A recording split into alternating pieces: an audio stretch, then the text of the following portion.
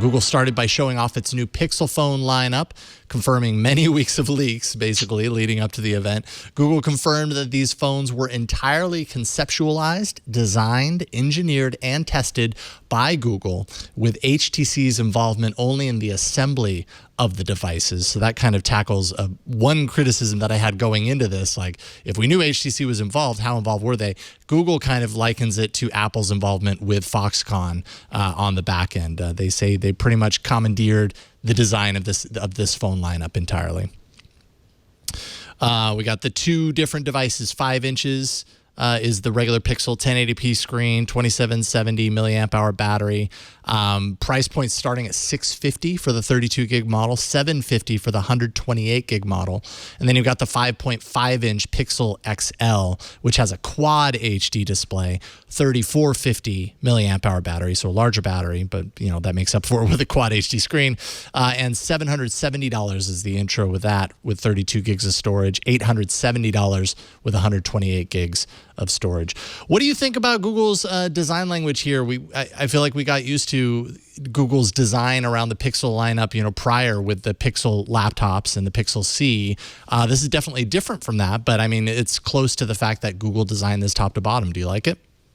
Yeah, I actually really like the design a lot. I think that we've talked a lot about the differentiation between what has come before with the Nexus line of phones and now this new Pixel line of phones. Yeah. And it's clear that while the Nexus have been very good phones, they've come in at a much lower price point, and they always seem to be lacking something in the specs department. It was always, oh, it's good, but while these phones seem to address the but.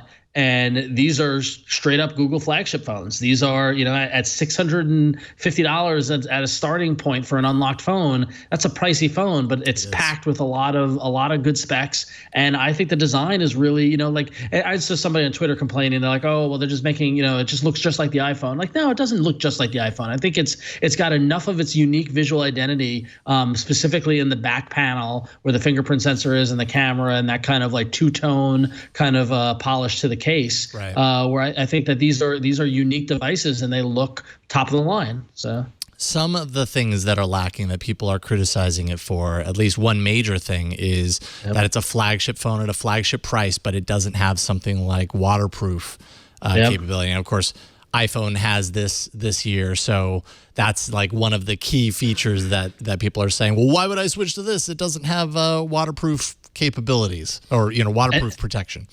And that's something that Samsung has gone big on, even down to the S Pen on the Note is waterproof now, or water resistant. That was surprising, and I just chalked that up to this is the first one out of the gate.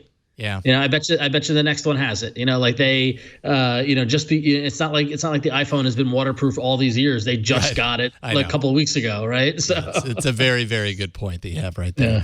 Yeah. They touted so it's got a Snapdragon 821. I looked it up. It's not the first phone to have the 821, but it's one of the first. I think the first was an Asus phone last month. So, I mean, it's got the cutting edge Snapdragon processor, 4 gigs of RAM. It's a fingerprint sensor on the back that also utilizes swipe actions, so you can use it, and that's one of the new features of 7.1 Nougat, which ships on this device. Talked up the cameras. The camera on the back is a 12.3 megapixel camera, f2.0 aperture, no camera bump. So design-wise, some people are happy to see that it doesn't have a bump.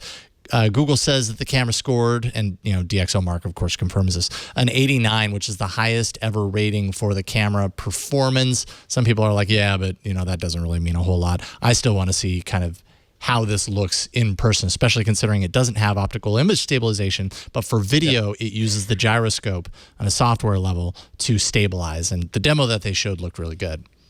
Yeah, that was really impressive. But we all know, like, OIS on still photos is kind of appears to be the difference maker between the really good photos and just good photos. And the camera has been the single point of failure on the Nexus phones. It's not across Android, period. And everyone seems to be trying to get the camera right. And if they truly do have such a high rating with that 89 rating on DxOMark, and the iPhone 7, I've seen some great photos from the iPhone 7 now that's in the wild. So I'm really anxious to see the photos coming from these devices to see if they are indeed better. Yeah, me too. Me too. Other things, Assistant, of course, is the first device that has Google's Assistant. That's its AI. Basically, it's the next phase of Google Now. Google Now isn't a thing anymore. Now it's Assistant. At least it is here. One thing that I noticed, there was a changelog that was leaked not too long ago. I don't know if it's officially released yet on 7.1, but it also shows things that are exclusive just to Pixel phones, and Assistant is on that list. So it seems like when Sundar Pichai was saying a while back, like, we really want to bring extra features to our upcoming phones, like they've created a new launcher for this. It's the Pixel launcher. You don't get that on any other device. They have Assistant, which is the AI baked into the system. That is also exclusive here, at least right now. I'll be curious to see if that stays. Well, that's competitive. That's competitive advantage to the phone. Sure.